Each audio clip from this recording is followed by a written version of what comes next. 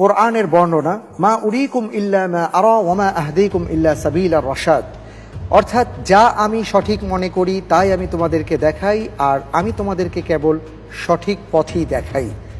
এই কথাটি কে বলেছিল? ক শয়তান, খ ফিরাউন, গ ইব্রাহিম আলাইহিস সালাম, ঘ নূহ আলাইহিস সালাম।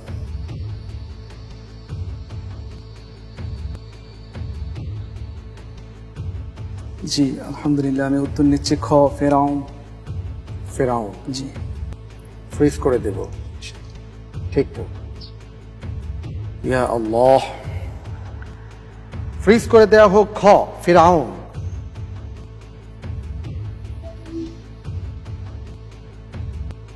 আপনি যে উত্তরটি দিয়েছেন খ ফিরাউন, আপনার উত্তরটি